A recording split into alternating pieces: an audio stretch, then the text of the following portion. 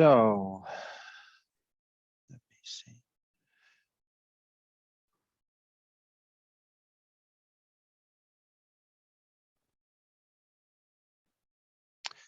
So, welcome to all of you participating in this IFLA Public Library section webinar. So, good evening, good morning, and good afternoon. Good afternoon from here in the Netherlands. My name is Sander van Kempen. I'm working for the National Library of the Netherlands, but today, on behalf of the IFLA Public Library section, I want to present this webinar.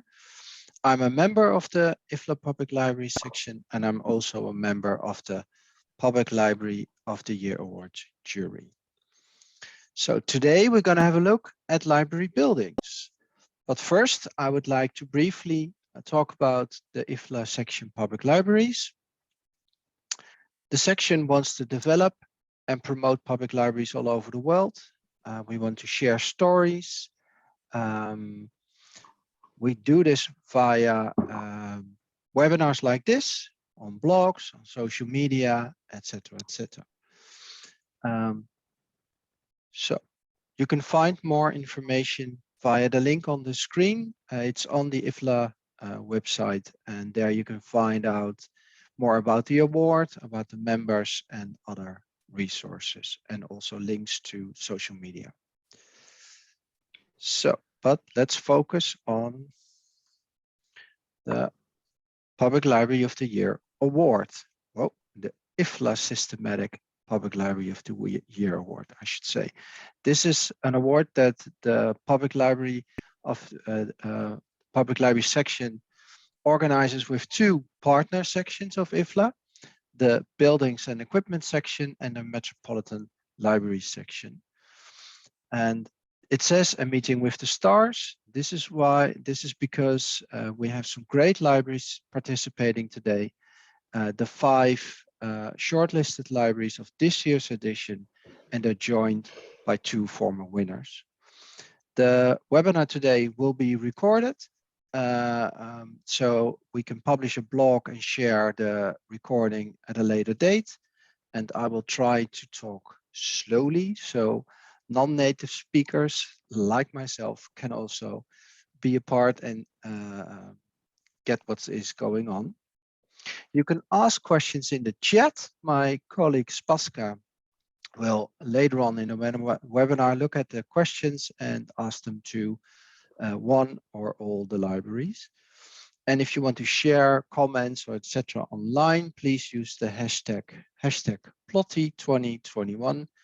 Plotty is P-L-O-T-Y 2021. P-L-O-T-Y stands for Public Library of the Year. So I'm going to structure this webinar by first introducing the libraries, their representatives, and quickly showing some images so we're all on the same page how beautiful these libraries are.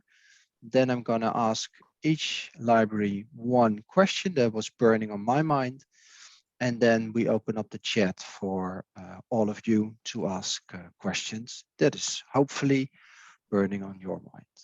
So let's dive in and look at the libraries.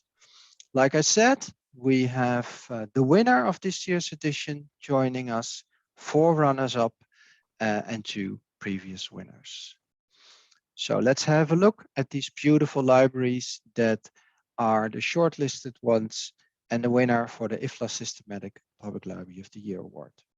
First, let's start with the winner. This is the Deichmann Library from Oslo, Norway. It opened in 2020 and is represented today by Knut Skansen. He's the director, and he will be taking your questions today. The library, just showing some images, looks like this.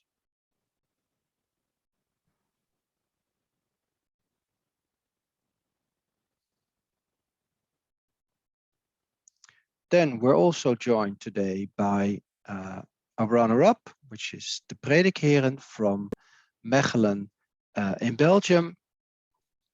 It opened in 2019.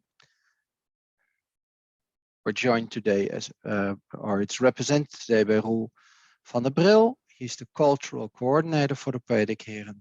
And this library looks like this.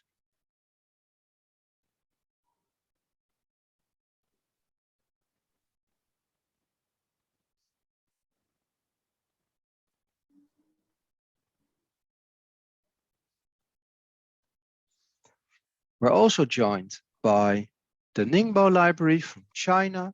It opened in 2020. It's a brand new building and is represented today by Xu Yibo. He's the director of the Ningbo Library, and he will be answering our questions later on.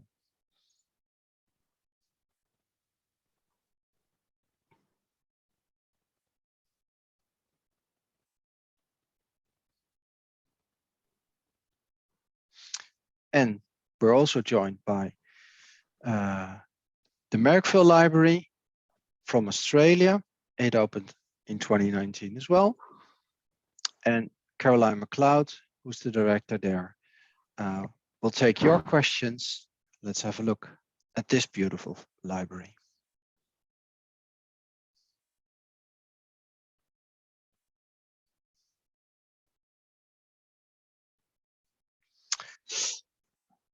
And this beautiful building in the center of the image is Forum Groningen, which is in the north of the Netherlands. It opened in 2020. And Pernille Klaassen, who's head of communication and marketing for Forum, is on the webinar today to take your questions. So let's have a look at this.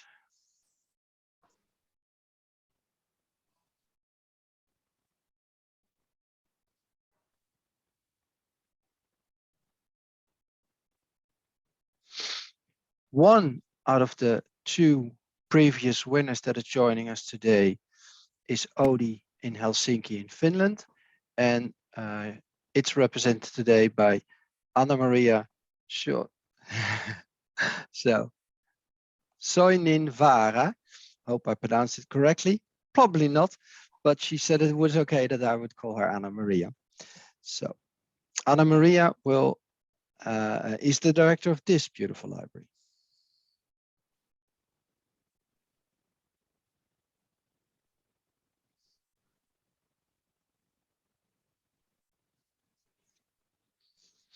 And last but certainly not least, Jacinda Krimp, who's the director of School 7, is joining us today. School 7 is the public library of Den Helder in the Netherlands and the winner of the Public Library Your Year Award in 2018. And this library looks like this.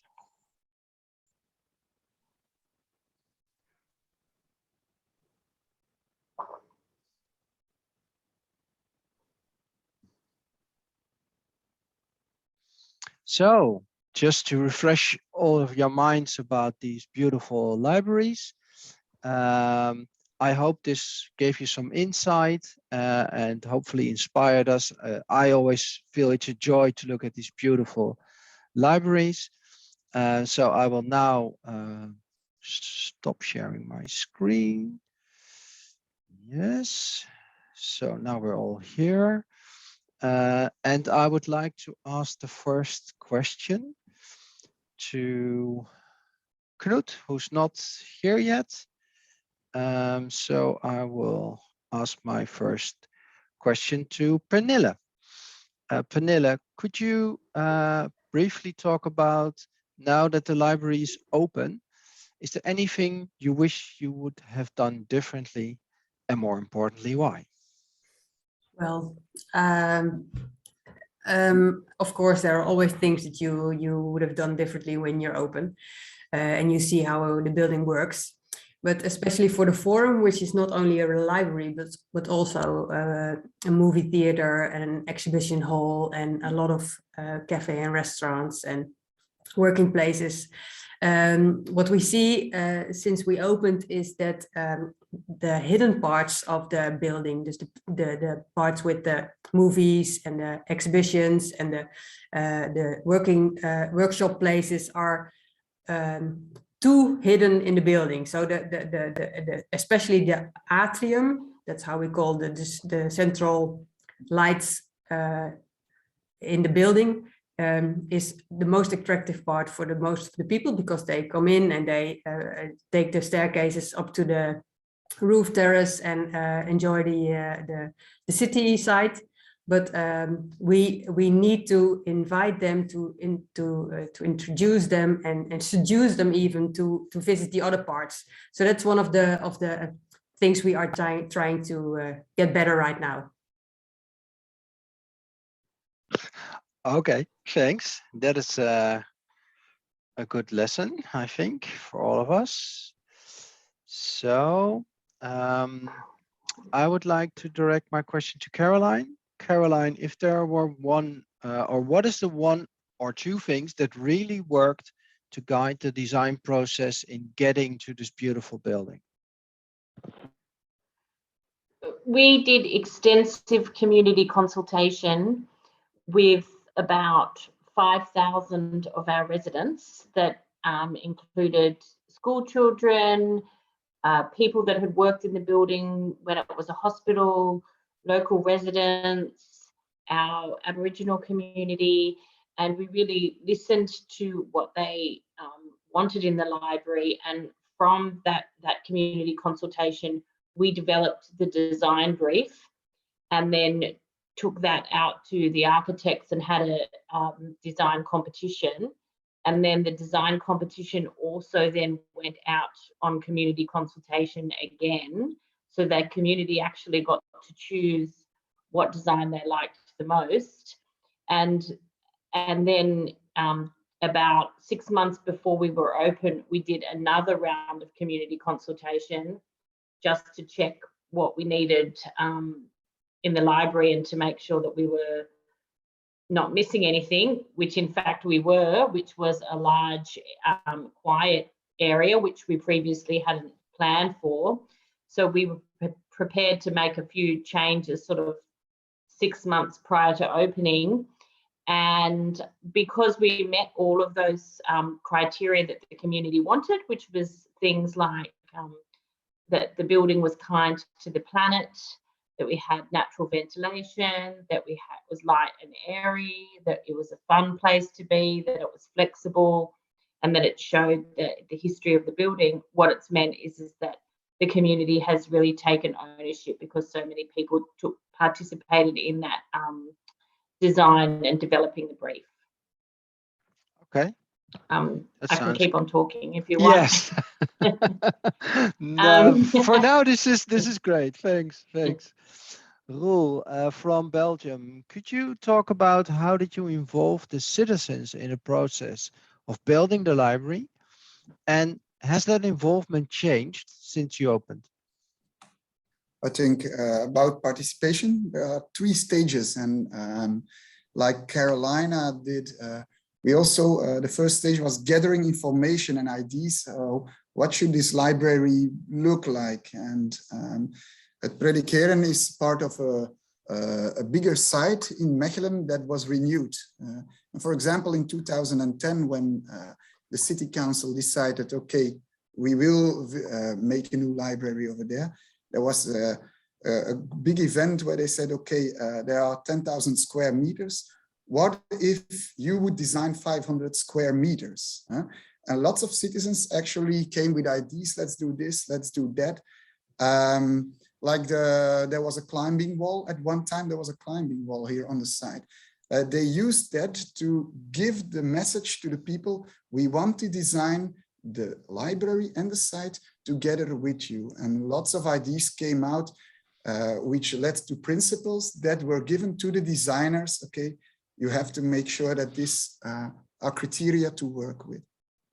Secondly, when the design was finished, they did quite some events to give information to the people. In 2015, there was this unbelievably nice video of which we captured the film in our presentation video to warm up the public. And a year before we opened, the council, they decided, okay, let's stop working at Predikeren for 3 weeks and let's show the people of Mechelen again what will be there.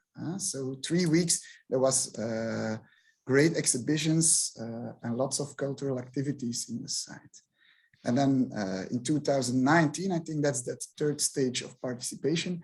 There we actually, when we opened, we said, okay, let's give the prediceren back to the people. And it was the slogan, we are P, the P from prediceren. And with that result, 1,700 people walked together with us, and we did lots of initiatives to really get the Mechelaar and those organizations into our house, because that was actually what we wanted to do. So I think it worked well.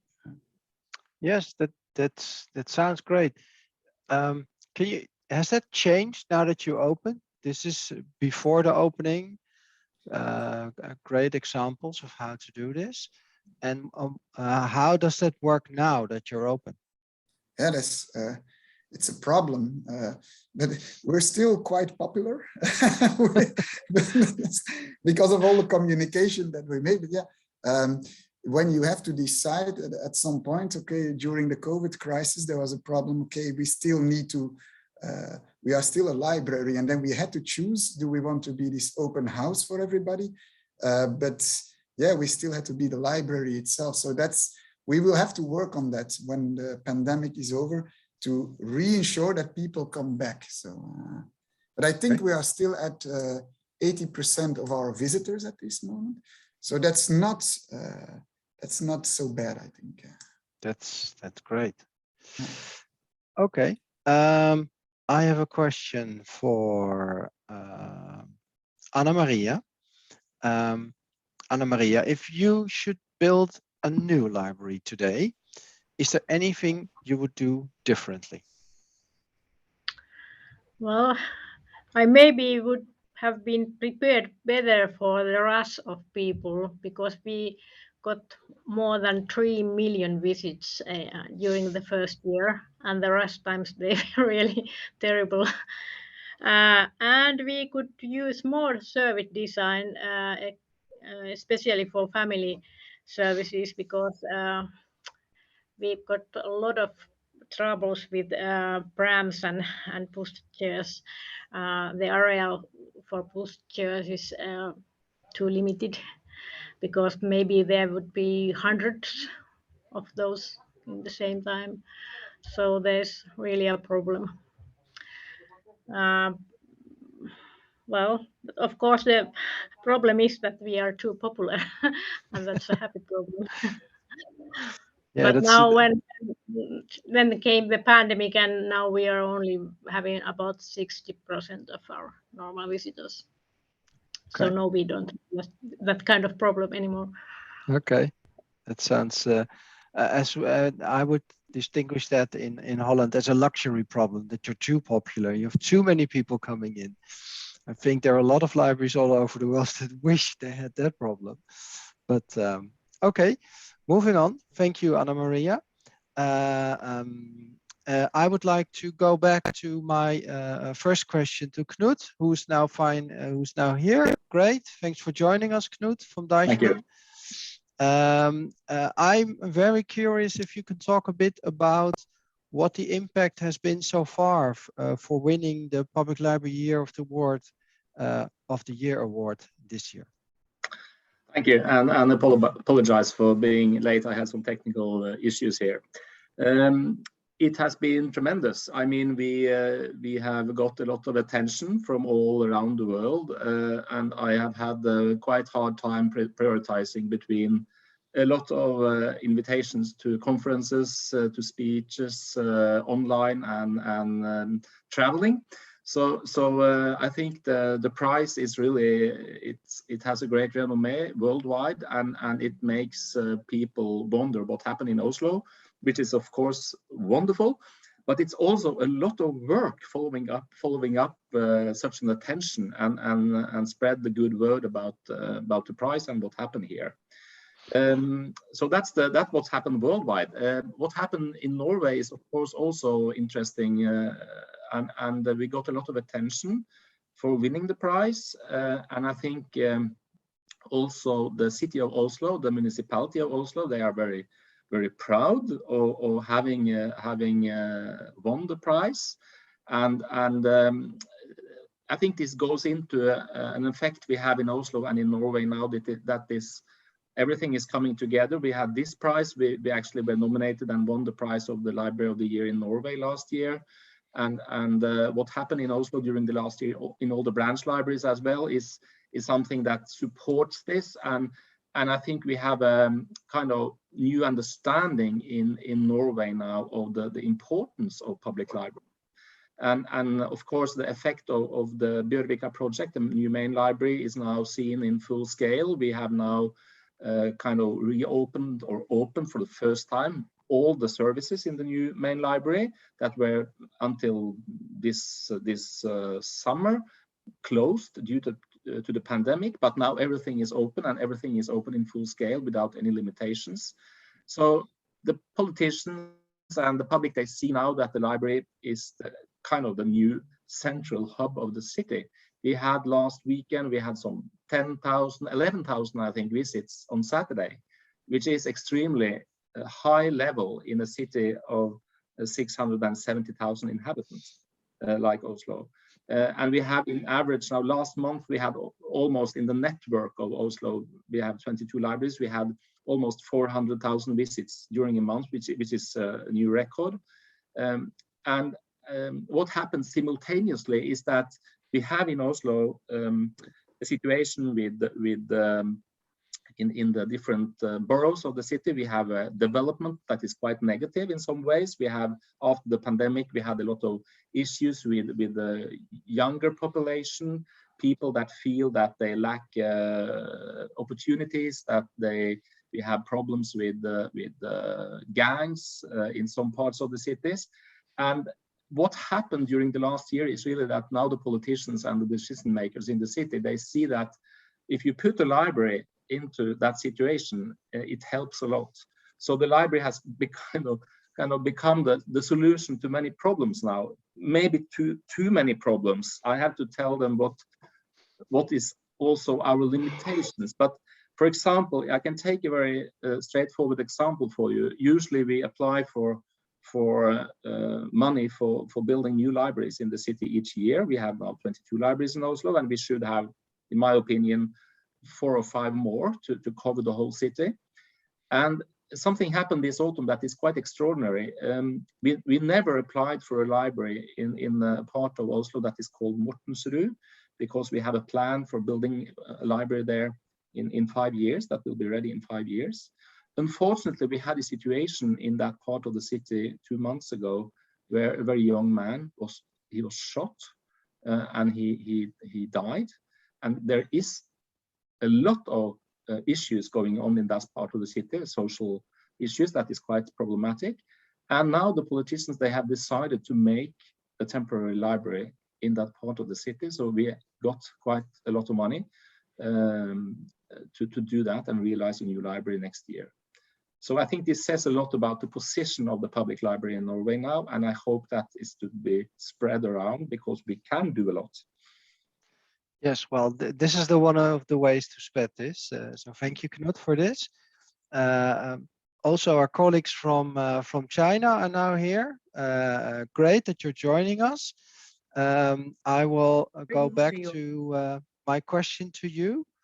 Okay. I was wondering, because the architects were from Denmark, from your library, I was wondering if there were any cultural differences between the architects and the people from the library involved in the design, and if so, how did you solve it? 其实丹麦是西方的国家，中西文化还是有比较大的差异，所以我们在功能布局、色彩上有比较大的差异。那么我们双方进行了深入的一些沟通，比如说这个原来的设计的建筑，它的朝向不一样，因为它的是异形的，但是不能遵守我们东方的一些习俗，包括我们现在孩子比较多，这个为了解决噪音问题，我们增加了一些玻璃门等等。下面请我的翻译给我们大家说一下。Okay, I'm the interpreter from China. Mr. Xu just said that the difference between Chinese and Western cultures will naturally affect the many aspects of the building, like the structure, the layout, the colors, and the styles. So during the whole designing process, our library and the Danish designers engaged in sufficient communication. So with mutual learning and respect, we overcame the cultural differences and finally achieved a very satisfactory designing effect. For example, to better harmonize with the surrounding lake ecosystem, the Danish architects planned to design the new library in the southeast northwest layout, which reflects a Western style, emphasizing individual changes. But in China, we are very different, and we local people's accustomed perceptions are quite different from that. So through in-depth communication, the Danish architects agreed to design our building horizontally in an axial symmetric manner. So this is what we local people are accustomed to. And for another example, in the heart of the new library, there is a very beautiful central atrium, boasting very excellent daylighting and nature ventilation. So given the larger population size in China, our library tend to host more readers than those in the West. And also because our library need to be shared by both adults and children. So we need to overcome the problem of noise, which is why we suggested to add the glass doors at the entrance of each functional area on each floor without harming the effect of daylighting. And also at the same time, we added a changeable structure, which is used for flexible adjustments and enables us to host more readers every time at peak hours. So that is our presentation. Thank you. Wow, great. Thanks for answering this question. Okay. That is a great answer. So I have one more question to my colleague here in the Netherlands, to Jacinta. Jacinta, could you tell us a bit about what are you most proud of now that the library is there and that it won the award? Yes, as you can see, I'm sitting in front of School 7 and I wrote something down. So School 7 has put the library on the map in the Netherlands after receiving the Public Library of the Year award. We were heard and seen on national radio and television, and twice I've had the opportunity to meet the King and Queen. To this day, we receive many domestic and foreign guests. But what do the inhabitants of our own city of Den Helder think of it? They're critical of what's happening in their city, partly because it's not the richest city in the Netherlands. And in the run-up to the realization of the library, it was often said that there was already a library, so why move and renovate School 7 for a lot of money? As the move approached, more and more residents became enthusiastic about the idea that School 7 would become their new library. And through an ongoing photo exhibition about the progress of the construction and many more activities, we got the hands of the population together, but also because of the history of the building. Many residents have traces there because they went to school there. And that recognizability is also part of the success. The pride of the residents is that the old building could be preserved for the community and for future generations. On the 1st of April 2016, we received the key to School 7, and 2 weeks later, we opened the doors to the public. And we have achieved what we have worked very hard for, and after 5.5 years, School 7 still radiates what it did when it opened, an accessible third place, a living room for everyone in the city and beyond, and where we can organize activities that are socially relevant and that contribute to the development of people, where everyone can enter without any obligation. And all this has resulted in us being the best library in the Netherlands in 2017 and winning the Public Library of the Year award in 2018. Thank you, Jacinta, for this inspiring answer. So we're now going to the chat. Spaska, can you maybe ask a question from the chat? Yeah, we received 2 questions about COVID test. How was designed with the COVID test? because it was an unexpected event last year. So maybe it's about all panelists know for some special libraries. yes, it's for all the panelists. Yeah. So basically, maybe Knut, you can start by explaining how you solved this in or what your experience was in Oslo. COVID was an unexpected event for all of us, and has the design withstood this COVID test? Also, with all these limitations in walking and etc. Yes, can you hear me?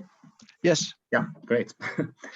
Yes, it was of course a very special year, and we were expected to open on the 28th of March, which was actually then only a couple of weeks after the pandemic hit, and we had to change the opening date. So the opening of the main library was then in mid-June, 18th of June. That was the first time we found it possible to open up the space. I think in Oslo, the politicians, they decided quite early to keep the libraries open during the pandemic, which I think was very wise. I can joke about it now, but if you give Antibac, a bottle of Antibac and a plexiglass and some protection to a librarian, the virus has no chance, really. It's not possible for the virus to spread, because we are in general so disciplined when it comes to these kind of things that we could keep the libraries open. And we of course had to limit the number of simultaneous visitors. So here in Bjørvika, we can 2,000 people or up to 3,000 people can access the building simultaneously. But when we opened in June, we limited it down to 800 simultaneous visitors.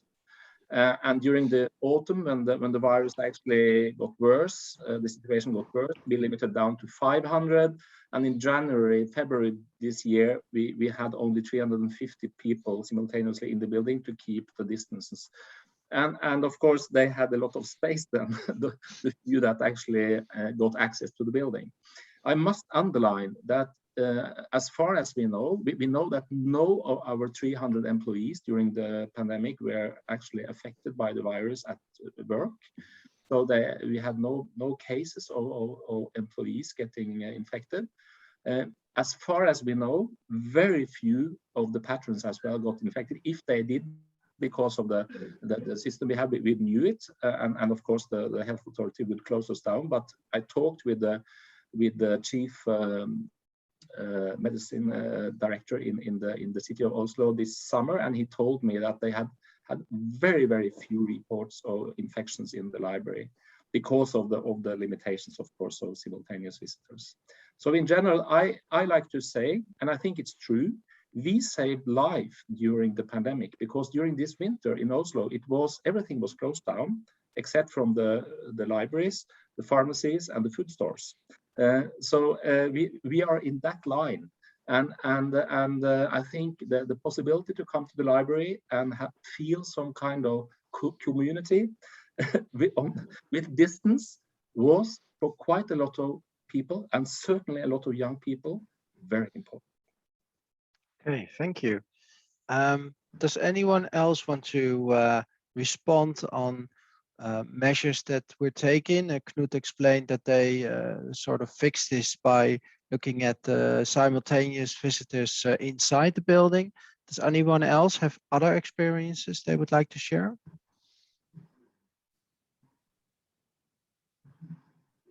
I think about circulation, that's that was an issue, of course, but I can only say also in Belgium, every service got closed in March, but the libraries was also one of the first things the government said, no, this is a basic civil service that has to open. So we thought that was actually a good sign, like, okay, no, the libraries are important, and that's a good civil sign that we got. So. Yes. Caroline, could you maybe explain a bit how that works in Australia? Yes, so the libraries were all closed down, and we had to work very hard, even just to advocate for people to be able to reserve items and then come and collect them at the door. And it was very confusing for everyone because the libraries weren't put into a category. And so we were all going, well, what are we? Where do we sit in? And we'd have some libraries open in the next precinct, but then in our precinct, the police said, no, you can't operate. So we knew that it was a basic human right. And so we were talking to our politicians saying, you need to advocate for the libraries and point out why we need to be open. And when we reopened, it was really with a lot less seating. We couldn't have the natural ventilation because we needed to have certain entries in and exit points. But we're shortly moving towards restrictions lifting in a couple of weeks, so we're excited about that. But we haven't reached full capacity either, so we're in the point at the moment where our senior students are doing their big HSC exams, and so we've been full because of them, but really programs and things are only just starting to reopen. But Okay. we lucky that we were able to spread our furniture out and Okay. find spaces that we didn't know existed. That's always nice to have spaces that you didn't know existed. Well, you know that we never thought someone would sit at Yes. when we had to spread everything apart 1.5 meters. I'm curious how the situation was in China, because this is different from, I think, other parts of the world.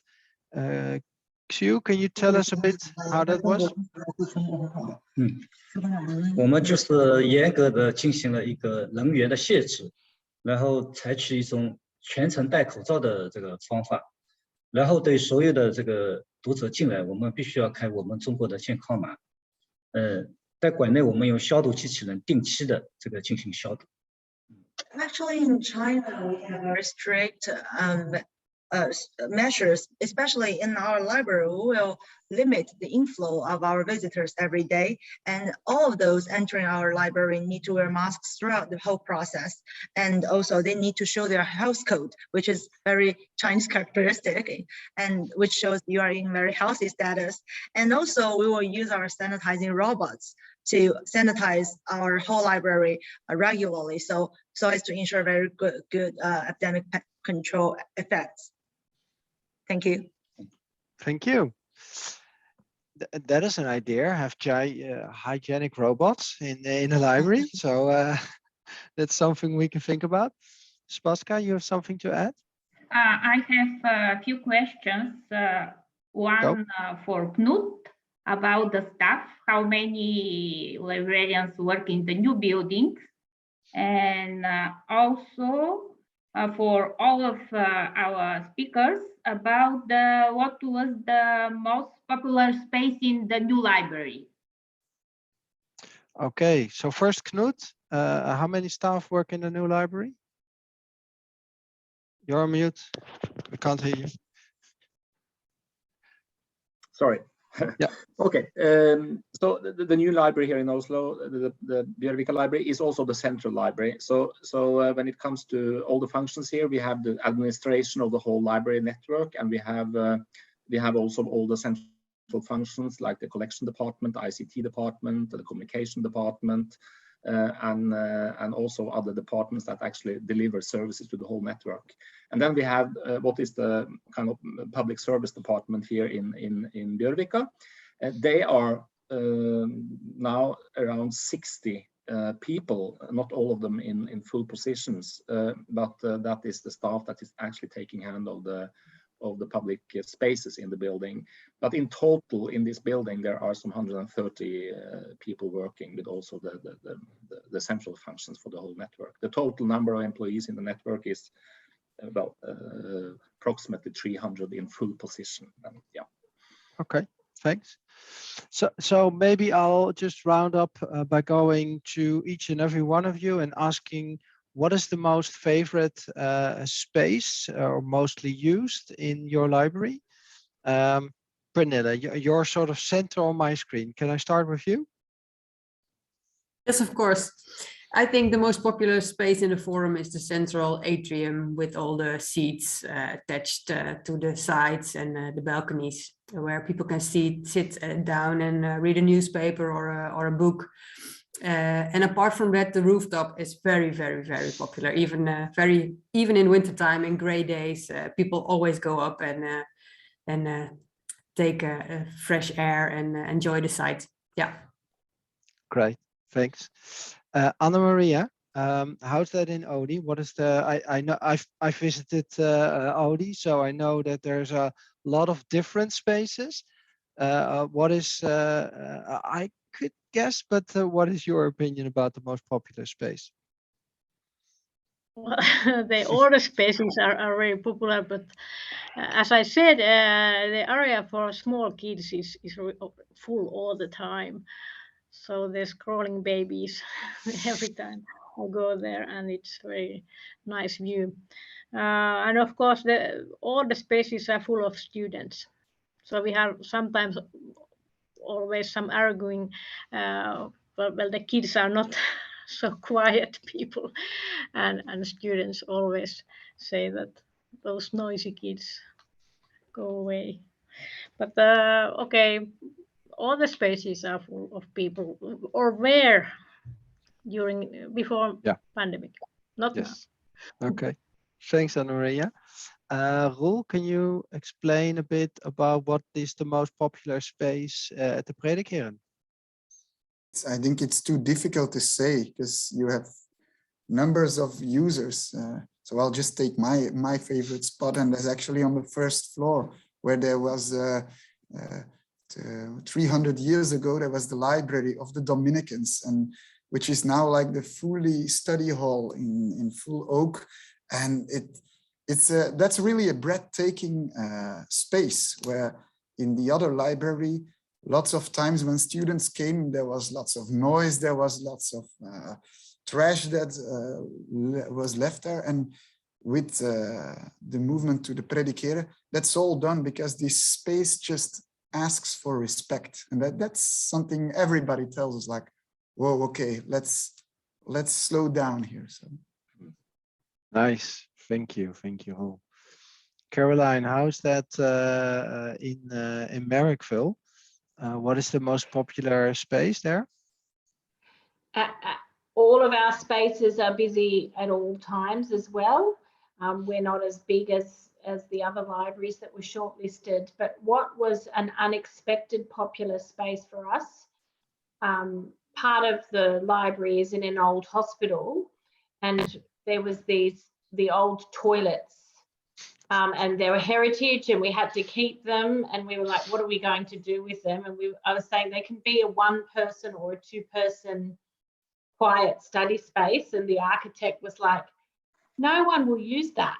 And I was like, people will use it, and every morning the people are rushing to get their 2-hour freeze time in the little quiet toilet room, which have been named after the books of local living female authors, because we were saying we can't possibly name a room that was previously a toilet after anyone, because that's not such a great claim to fame. Thank you. That's a very inspiring story, which reminds me that Jacinta in School 7 also has old toilets and also has a solution for that. Is that the most popular space, Jacinta, there? Yeah, Sanders, especially for children. Yeah, they are reconstructed into cozy spaces. There's a nice cushion or books or a PC they can play on. So for children, that's favorite, but for adults, especially all the tables and chairs who are next to windows. The windows are onto the floor, so they have a great view to the harbor and to the center of Den Helder. So yeah. And the reading cafe is also popular. Yes. Yeah. Great. Q, can you tell us a bit about the most popular space in the Ningbo Library? Okay. 我们宁波是比较受欢迎进行一个中央书架，在这个书架里面，我们采取半包围的这个状态，所以年轻人在里面可以轻声的聊天，也可以互相讨论一些问题，不影响别人。还有年轻人在这里拍婚纱照，我们也拍过电影。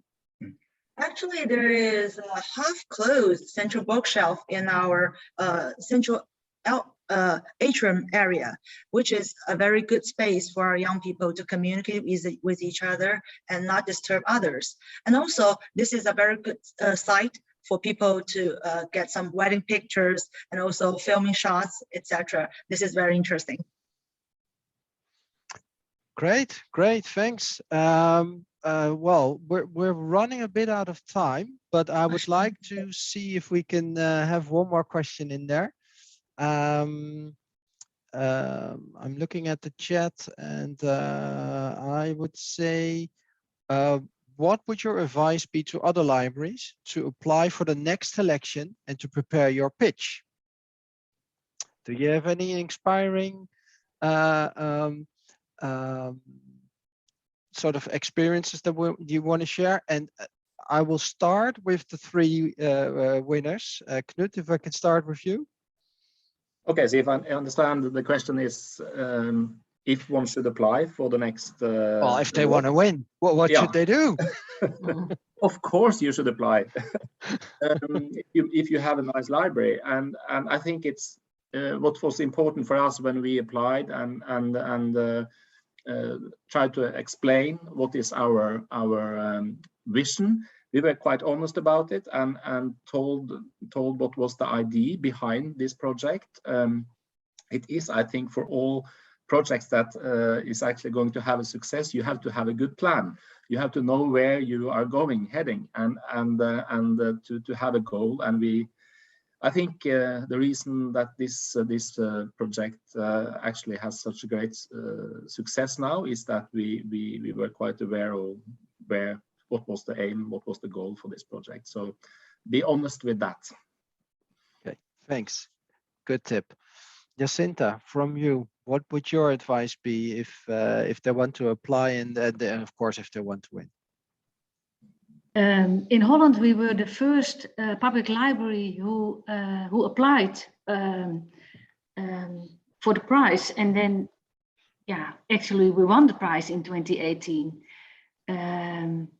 And yeah, in comparing to the other nominees, we are very small. Den Helder is 58,000 inhabitants, so that's not very much. But and also the library is not too great. But what I always said was, be proud of what you have, not only the building but also the activities, the employees, and that's what we wanted to show and tell everyone.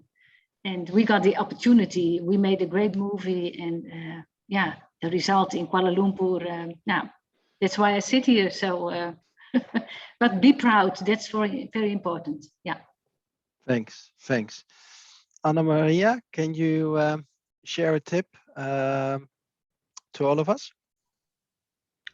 Well, I think have a vision and try to explain it to all of the other people, and have a lot of documents.